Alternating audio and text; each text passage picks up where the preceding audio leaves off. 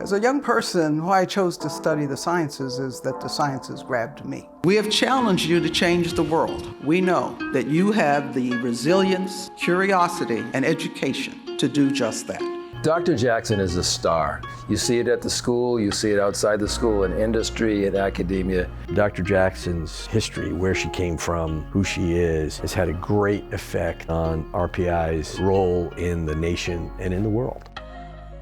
I was always interested in the natural world. At the same time, I loved math. My parents encouraged all of their children to do whatever we thought we wanted to do. We used to build go-karts and race them, and my father helped us design them. I was my high school valedictorian, and so I got into MIT. That's what set me off on the path that's led to my career. I met Dr. Shirley Ann Jackson in the early 2000s. It was early in her tenure at RPI, and I was a senior executive at GE. And I could see her in her presence in the community, and she was a real force right from the beginning. When I arrived, the board brought me in to be a change agent. I felt very strongly coming in. Bio and engineering and the fundamental sciences that undergirded it were going to be really important. I knew I was taking a risk, but I also knew I needed to get support for it. And in that first campaign, we raised $1.4 billion. We're into the second, and we've already raised over $650 million, about that amount. RPI in the past had been a wonderful, excellent school to go to train to be an engineer.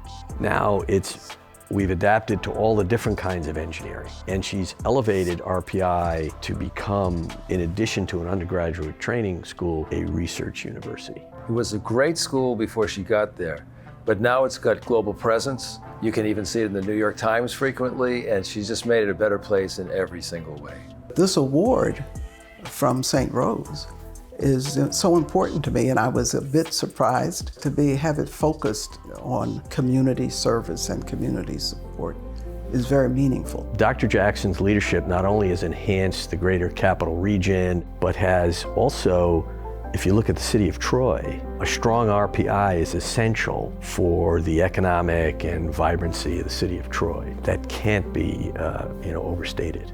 I know people know of me for what I've done at Rensselaer, but I think people have not always understood how much I care deeply about the community we all share. St. Rose lives it every day.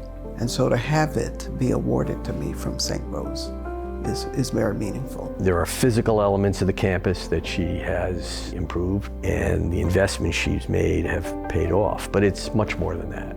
A lot of Dr. Jackson's focus has been on the culture on the campus. It is a supportive environment at a much higher level than it was when I was there. Dr. Jackson walks well among all kinds of people. She's known to presidents, heads of states, the top scientists in the world, but I've seen her at her best with the students at RPI. Her love and caring for those students is just so obvious in everything she does, and her presence is just really wonderful with them. The pinnacle has been because it's the privilege of educating the next generations. There is no innovation without innovators. And so to have been president of Rensselaer Polytechnic Institute for 23 years is a high honor, and I hope I've accomplished a few things.